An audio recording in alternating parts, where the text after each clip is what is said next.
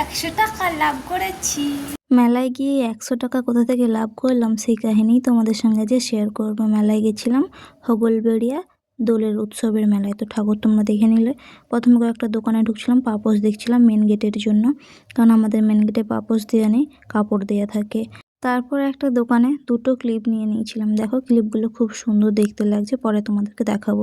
বিকেল থেকে প্রচণ্ড গরম ছিল, কিন্তু তারপরে ঝড় উঠে গেছিলো, সেই জন্য গোটা মেলার ইলেকট্রিসিটি অফ হয়ে গেছিলো। কারেন্ট চলে যাওয়ার পর আমরা দাঁড়িয়েছিলাম একটা জায়গায়, ঘুগনি খাচ্ছিলাম। তারপর হালকা হালকা বৃষ্টি পড়তে শুরু করলো, সব মানুষ এদিক থেকে ওদিক ছুটছে কোথাও একটা দাঁড়ানোর জায়গার জন্য। আমি তখনও খাচ্ছিলাম ভেলপুরি। আমরাও তারপর ছুটে ছুটে চলে গেলাম একটা ছাদের তলায়, সেখানে অনেকক্ষণ দাঁড়িয়েছিলাম কারণ বৃষ্টি পড়ছিল। দেখো ঝড় হচ্ছে, বোঝাই যাচ্ছে।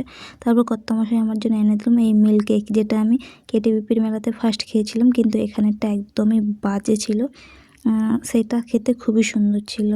তারপর দেখো এই যে স্টেজের লাইট জ্বলছে, কিন্তু অনুষ্ঠান হচ্ছিলো সেটা বন্ধ হয়ে গেছে। বাড়ি ফিরবো 8টা বেজেছে তখন। এই দেখো বৃষ্টিতে ভিজে সব দোকানপাটি বন্ধ, কিছুই কিনতে পারিনি। আর এই যে বাচ্চাদের চড়ার জিনিসগুলোও বন্ধ হয়ে গেছে কারেন্টের জন্য। এই দোকানটায় খুব সুন্দর করে সব জিনিসগুলো সাজানো হয়েছিল। তুমি কটা জিনিস খেয়েছো? আমি একটা কি খেয়েছো? আইসক্রিম। আর ডিম খাওনি? নাতা। আর সেই মিষ্টিটা খাওনি? হ্যাঁ। মিষ্টি হ্যাঁ। মিষ্টি মিষ্টি নাতা। খাওনি? আচ্ছা। আর ওই কি বলে ভেলপুরি নাতা। খাওনি? তাহলে আর কিছুই দেওয়া হবে। রাস্তায় একটা দোকানের সামনে বসেছিলাম, কর্তামশাই এনে দিল এগ রোল, যেটা দেখতেও যতটা বাজে খেতেও ততটাই বাজে। একবারে ফালতু থার্ড ক্লাস। আমার জীবনের সবথেকে খারাপ এগ রোল এটা আমি খেলাম।